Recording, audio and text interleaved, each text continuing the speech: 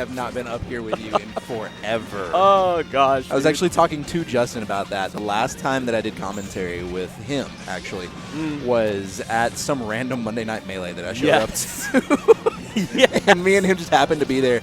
And it's been so long since I got to do any commentary with you guys. Dude, it's been a minute. It has been a hot minute. Because every single time I come out to do something, you guys don't. It's true. But then you show up to my wedding. Thank you very much for coming, by the way. Thank you for inviting us. Dude, yes. That was a real treat. I asked y'all to be ushers, and then we get there, and I'm like, what are they going to usher? Yeah.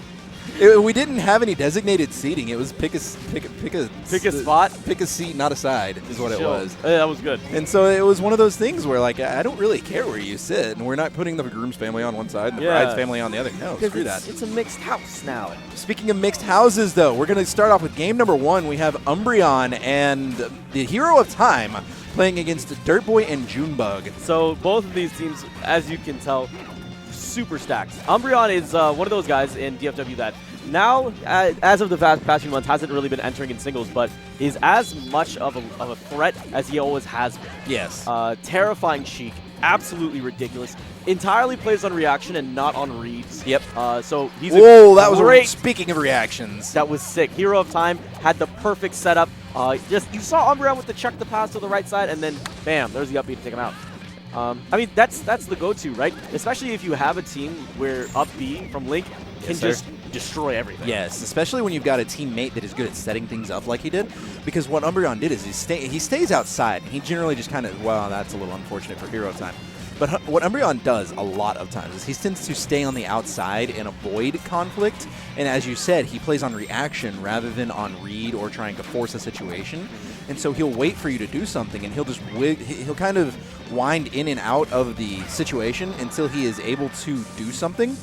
And he did that back there and set up for that up B. He's very economical when it comes to it. But, yes. I mean, on the other side, we have Brother June. Yes, of course. Junebug. The homie. I mean, this man is the reigning champion coming back here to defend his title. He is the reigning 17th place champion of Smash and Splash. Oh, yes. That was, dude. But he took balcony, too, which was sick because you had so much competition there. Dude, that tournament was enormous. Yeah. I mean, you hand-selected a lot of the best players in PM and brought them to one location. Yep. It was an excellent tournament. I can't say, I mean, it was well run. So big shout out to SoCal. They all just held it down. I'm pretty sure that it was the most stacked Project M tournament that has been played yet. I definitely think so too. Either that or back at the Big House 4 was really stacked as well. But Zero just kind of ran away with that tournament. So we've got 4 stocks to 5 right now. Ooh. The Zelda team. That was so good because they just clumped everything together. And Umbreon's on the outside, and then you have Hero of the Time on the other end, and he's just like, great, shove them into my blender, please. I got this. But what you'll watch is if you watch Junebug, he's struggling a lot dealing with Umbreon in general. He's not struggling so much with Hero of Time, but if you watch him against Umbreon keeps spacing him out and is doing a great job of walling him into the middle of everything, putting him where he wants it to be. So you know the reason why he's doing that is because he actually trains with luck. Yes. A ton. Yes. An absolute ton. So he knows his character's ranges inside and out.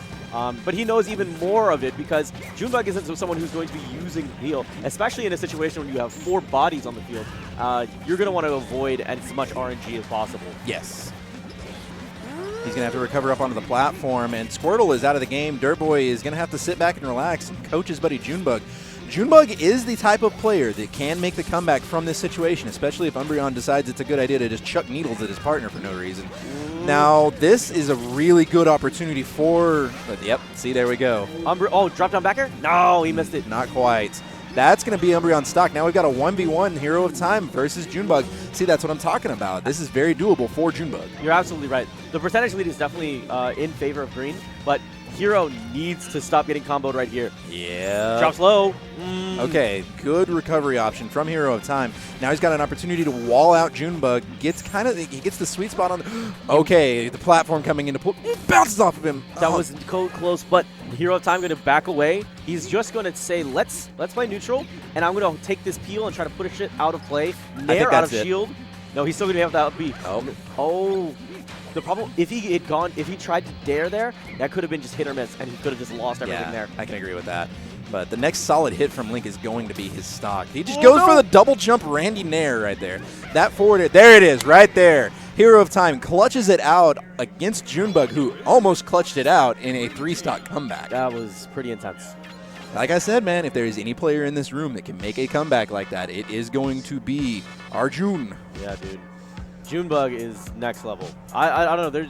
There's a discussion going on, right? People are wondering, is it just that Junebug is that far ahead of everybody, or is it that we haven't caught up quite yet? Right? I don't think it's either one. I don't think Junebug is that much better than everybody. I think Junebug is just very good at keeping a level head in tense situations. Yes. If you look like, okay, Junebug and let's use Junebug and Lunchables as a good parallel because they're on relatively the same skill level. Yep. Lunchables is not good at keeping a cool head. He's not. He gets frustrated and it doesn't go out well for him, and no matter how hard he tries, he seems to struggle with things. Right. So, as a result, he doesn't get the results that his skill level should allow him to have. Right. Whereas Junebug, on the other hand, he's got a calm, cool, level head. Yeah. He doesn't get flustered too much. When he does, he doesn't show it, and he takes a breath and kind of, shrugs it off for a minute, like, oh, it's okay, I got this. Good save by Hero of Time. Oh, good KO by Dirtboy. He's gotten both KOs so far, by the way. That's just a tough spot to be in, especially since you did the work, you got the save, and then just falls apart again. Yep. But keeping that level head like you're talking about, Team Blue kind of sitting pretty right now. And granted, they're getting to those higher percentages, but the extra credit is still looking clean. There goes Junebug's first stock. Excellent up B out of shield from Hero of Time. Dirtboy covering that entire recovery. Like, there's no way that, oh, that down air. He didn't bounce. That's odd. Yeah, he just went straight up. I think it's what I'm saying when I say bounce is Hero of Time didn't bounce off of Dirtboy when he did that. Oh, yeah, he just went straight through him. I think it may be the fast fall, and it may have been further into the move. I don't know all the mechanics behind it, but it's very strange when you see how some of the Link Herb boxes collide. But Squirtle in particular is such a strange creature in this game because he has so many mechanics that some of the other characters don't even have. I mean, the simple idea of that you pivot and it still creates a Herb box. Oh, no. Hero of Time throwing 2 of his stocks away like in very quick succession. I don't think the outlook of this game is very good for the green team, but I don't think they should start thinking about their counter pick yet, but I definitely think that it should be on their mind. It's all about data collection at this point. You want to understand what the other team is capable of. See the bounce? So you're going to want to see what they can do when you pit them in a situation, right? Agreed. So what do they do whenever it's a 2v1? Or how are they reacting whenever it comes to sandwiches? Down smash from Junebug is going to take Umbreon's second stock of the game. The Hero of Time is up at 111% on his last stock, and that's not a good thing for the green team considering it's 6 stocks to 3 right now. Good save by Junebug, good coverage by Hero of Time. Seals that stock out. Now it's 4 stocks to 3, which is much more reasonable than 6. Yeah, but the problem is that you see Hero of Time creeping into like the triple digits here. That's where the problematic is, things, because once you get June to kind of get closer in, he's going to move into that space and cover distance using down smash. Yes, sir. In front and behind him. I think a low percent 4-stock comeback is much more reasonable than a high percent. Like right here, I think Hero of Time should definitely take the stock. And if he plays securely, doesn't go risky off of the stage, doesn't make any like super bad decisions, he and Umbreon can still turn this around and still take this back. But it's not looking. Why would you try to grab? Yeah. Of all the options.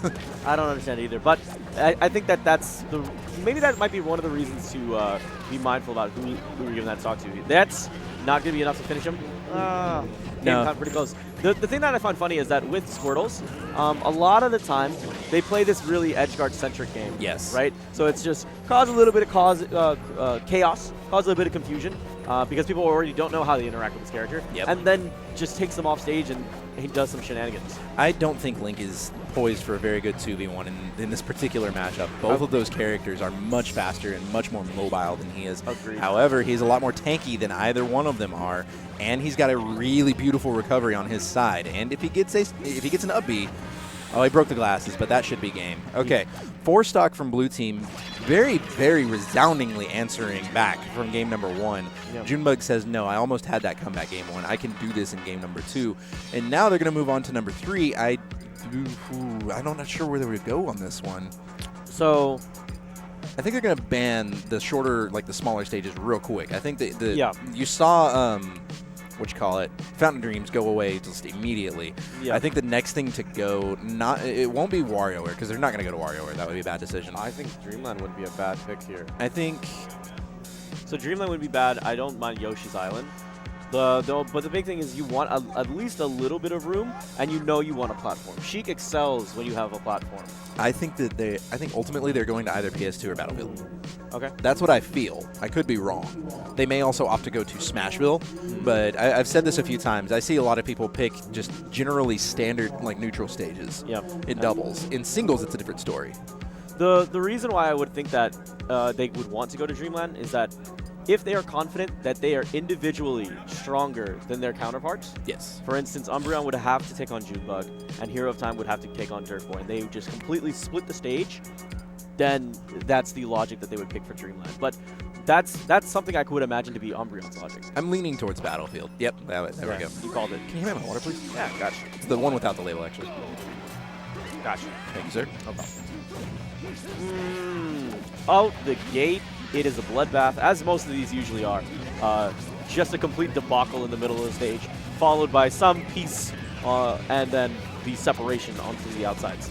Yeah, I like this counter pick. This is another one of those where I think they picked the right stage. I don't know how well it's going to work for them. Yeah. And what I mean by that is that Junebug, I see Junebug play on this stage, and he just does these crazy things. Like, I don't know why he doesn't just start every set here. Yeah. All right. And then I see Umbreon do things. That was beautiful. Very well done by Hero of Time. I also see Umbreon do things that he probably shouldn't get away with, but he does on this stage. I think what it's going to come down to, it sounds a little strange and pretty basic, but it's going to come down to who can hold the most stocks.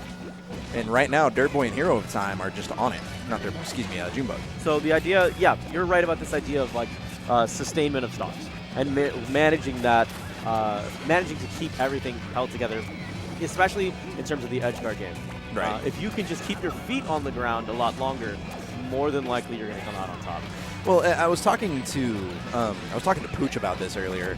One of the philosophies when it comes to doubles, and it sounds very basic. Wow, he just snapped right through that ledge. It was interesting how he slid. Yeah. That was pretty nuts because he went from high to low to just flatline. Hero of Time goes to try and save him, was not able to get there in time. Now Umbreon down to 2 stocks while everybody else is hitting pretty at 3. You could say this game is relatively even. You could say this game is almost definitely even now. No, not quite. Dirtboy is. The percentage is the problem there. Yeah. But wow, Dirtboy. That's going to be a game changer, man. That dash attack was really scary from Umbreon. If he had just gone back to going for down throw to fair, yes, he would have just secured it easily. And from these positions, he's going to do his best to just do rising back air or try to make sure he disengages and just keeps a long hitbox out there that keeps himself relatively safe. He needs to stay away from Hero of Time now.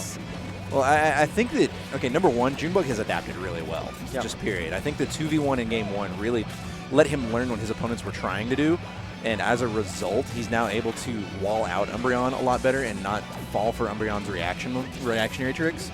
And Umbreon is also not landing. He's got this thing that he does with needles where he'll jump up, charge them, then just land, jab, and grab you. Yeah. But I haven't seen him do that, like, in several, excuse me, I haven't seen him get away with that in quite a while. Yeah. Dirtboy down to his last stock. Junebug at 150, almost flubs it, almost loses it. And Umbreon and Hero of Time not able to convert off of a bad situation that's... So the Sheik at fair, as he's dropping down on top of both of their shields, he had hoped that he would shield poke at least one of them, but Umbreon now is at the wheel of Team Blue, and he's gotten taken out there. Oh, but Junebug, even in the brink of death, is looking to take away stocks from Hero of Time. I can definitely appreciate that. Yeah, I think that would have been a very favorable trade for them. Like, there's no way that would have gone bad. Like, if Junebug had lost that stock yet killed Hero of Time at the same time, then that would have put them in exactly the position they want to be in. Dirtboy manages to seal that stock. Umbreon in a gnarly position right now. Not the place he wants to be. See, there's the back airs that we were talking about previously. That's going to seal that stock. Team Green. Hero of Time! Oh, my goodness. Now, all of a sudden, Dirtboy is in a 2v1 situation. Hero of Time is suddenly the MVP of this set. This is going to be tough. Squirtle isn't someone who, oh boy. Here we go. This is going to be really interesting to see. I think this is going to be rough. I don't know if Hero of Time can do this. With all the strange movement options that Dirtboy uses with Squirtle, he's amazing. It comes down to if he's played enough net play, because that's honestly the place if you're going to find Squirtles. As much as I've played, I've never seen one at all. I have the worst luck. I run into every Zelda. There it goes. Dirtboy seals it. Wow. 2-1 over Hero of Time and bleh. I'm just gonna stop. Over Hero of Time and Umbreon. That was pretty sick, considering that it came down to those last moments, and it really was just that one interaction at the